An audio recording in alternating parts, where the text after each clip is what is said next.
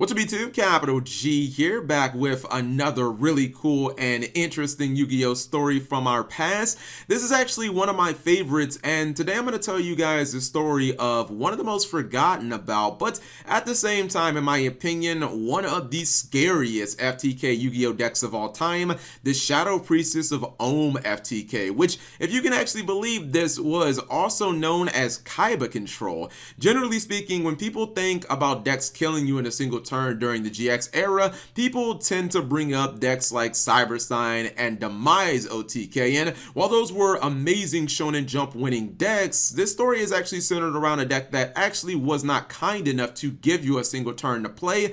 That and how Shonen Jump Columbus 2008 became one of the darkest Yu-Gi-Oh events in history.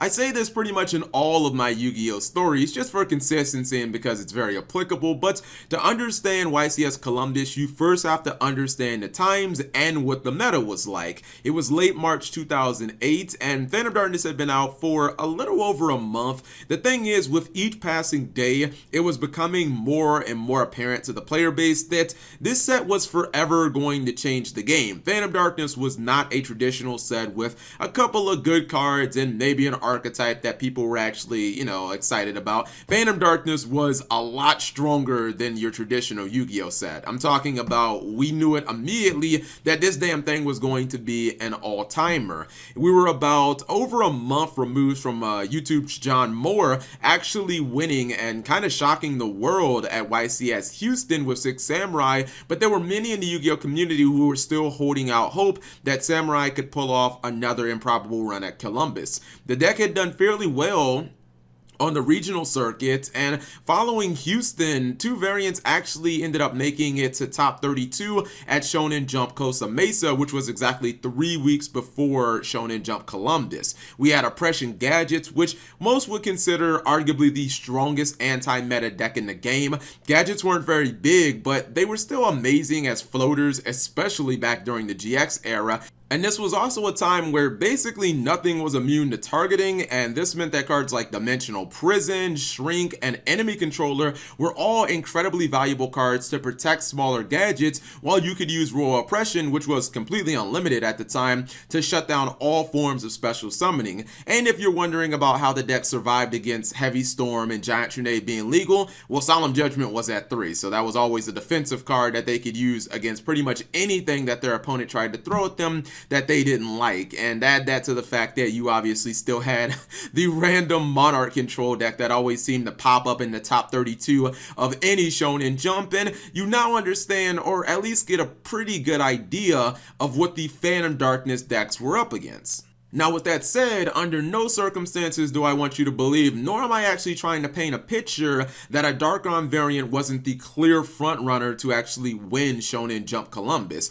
Although we had some diversity at the previous Shonen Jump Costa Mesa, Dark variants, which could range from Diamond Dude Turbo, Dark Arm Return, and of course the easily infuriating Magical Explosion OTK, were definitively the best decks of the format. They were just significantly better than the non-dark decks. A lot of this had to do with the fact that they had a really big inherent speed advantage over those decks. Allure Darkness and Destiny Draw gave amazing speed and consistency, and really, if you look at Dark Magician of Chaos, which some actually argued was the best card in the game, you had a huge multi-purpose beat stick which allowed you to basically turn your graveyard into a toolbox. By the way, I haven't even mentioned Dimension Fusion, which was, in my opinion, the strongest card in the entire game of Yu-Gi-Oh!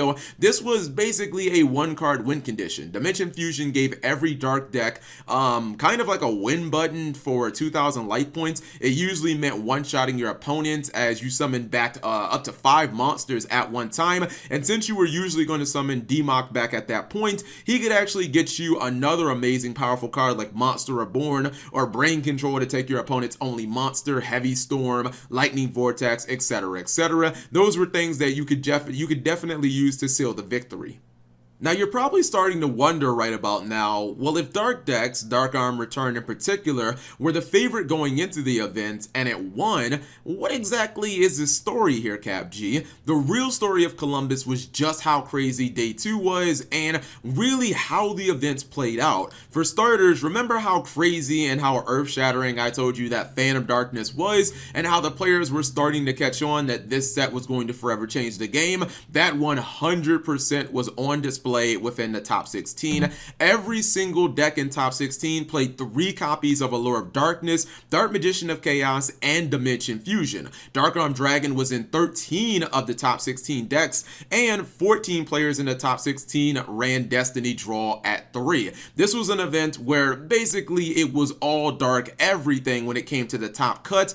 Columbus officially cemented that darkness was ruling over the game. There were no Monarchs, no gadgets. Every single deck in the top 16 was a dark variant. And as crazy as this is going to sound, the Phantom Darkness decks dominating and taking up the entire top 16 wasn't even really the shocking part. It was the newly discovered Kaiba Control or Shadow Priestess of Ohm FTK that had actually managed to come completely out of nowhere. No one knew what this thing was and how to stop it, and it actually landed 3 players in the top cut. Trust me when I tell you, in an era before social media really blew up and Pojo and Duelist Ground forums were basically the main places that duelists went online to talk about Yu-Gi-Oh, this thing was completely off the grid and almost no one in the Yu-Gi-Oh community knew about it. In fact, one of the biggest dead giveaways to prove my point was the fact that no one in top 16 actually had any good cards cited for it. If you weren't playing it, you basically didn't know about it. While Magical Explosion may have topped Shonen Jump Kosa Mesa 3 weeks before Columbus, and it was quite common for Diamond Do Turbo to side into Explosion OTK, this was used as a countermeasure for people siding in things like Wabaku and Threatening Roar against them. It should be fairly obvious why they did this. It was basically used as a means to still be able to OTK your opponent through the Threatening Roar and the Wabaku, as they would side cards that were kind of useless against you, and Diamond Do Turbo really didn't have to change their core engine to incorporate Explosion. A few smart players just realized between events there was no reason to actually give their opponent that extra turn, and you could just switch to the Shadow Priestess of Ohm FTK and it would be a lot easier to actually just get the victory. In case you haven't realized it, there were a few reasons why OTK decks worked so well during the GX era. Number 1, there were basically no hand traps, so we only had, well, we had DD Crow and Karibo, but that's basically it. So there were not a lot of ways of stopping what your opponent wanted to do in their first turn. Number 2, you still got 6 cards while going first, and that meant that you were far less likely to open with an unplayable hand. Finally, number 3, draw power at the end of Yu-Gi-Oh! GX, that era, oh my god, it was out of freaking control. We had 3 copies of Allure of Darkness, we had 3 Destiny Draw, Upstart Goblin was still unlimited as well. In addition to this, Disc Commander, Card Destruction were both legal. Almost every dark deck could blow through about half of their main deck in a single turn. This meant that the Shadow Priestess of Ohm FTK was just incredibly deadly and consistent, and worst of all, it was so simple enough to play that even an amateur could pull off the combo. To explain how the FTK worked, which again I want to reiterate was incredibly easy to learn and to actually teach to other people, first you needed to activate spell economics. This made it so your Dimension Fusion didn't cost you any life points to activate. Then you had to get your Priestess on field. This could be done by either normal summoning her or by special summoning her off Dimension Fusion. If your Dark Magician of Chaos was banished, there was no problem. You would just summon it back at the same time. You'd activate its effect to get back the Dimension Fusion you just activated. From there, you had the FTK. All you had to do was just infinitely tribute your Dark Magician of Chaos. He would banish himself, which meant that you could summon it from Dimension Fusion, and you just repeated the process over and over again until your opponent ran out of life points. If your DMOC was in your graveyard because you discarded it off a trade-in or something like that, maybe hand destruction, it didn't even matter because Premature Burial and Monster Reborn, they could dig it out of the graveyard, and then when you got to your Dimension Fusion, it was basically the same position, and it was just a guaranteed game at that point. One of the worst things about this deck that you might have actually noticed is the fact that you only needed to run one copy of Shadow Priestess of Ohm, who was completely unsearchable. I mean, how could that actually be that you'd have this unsearchable one of and you could pull off this consistent FTK? Well, as I said earlier, there was so much draw support at the end of the GX era, it was almost impossible to brick with this deck. And even if you actually banished her out of your opening hand with Allure of Darkness because you needed to dig deeper into your deck, once you got your other combo pieces, it didn't matter because you still win. Dimension Fusion would just summon her on the field, which is where you wanted her, and it was GG.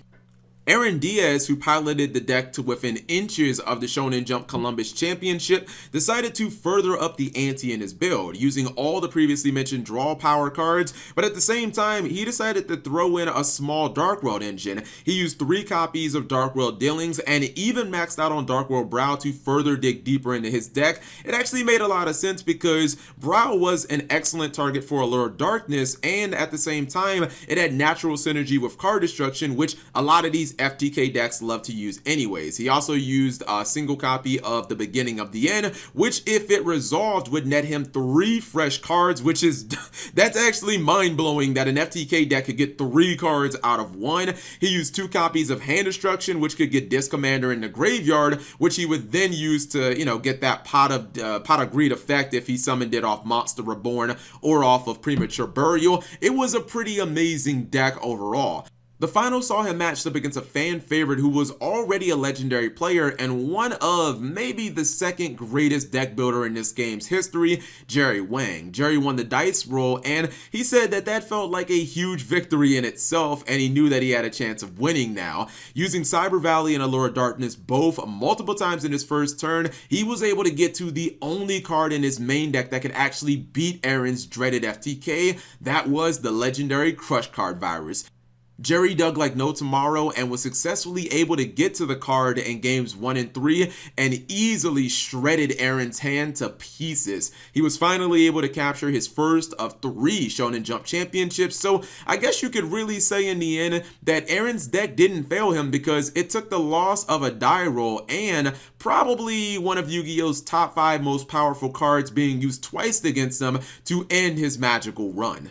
So let me know what you guys thought of the Yu-Gi-Oh story. Were any of you guys actually playing back when Shadow Priestess of Ohm FTK was a thing? And what did you think about the deck? Anyways, leave it in the comment section below. Thank you guys for watching. As always, subscribe if you have not already. Turn on that notification bell for daily videos.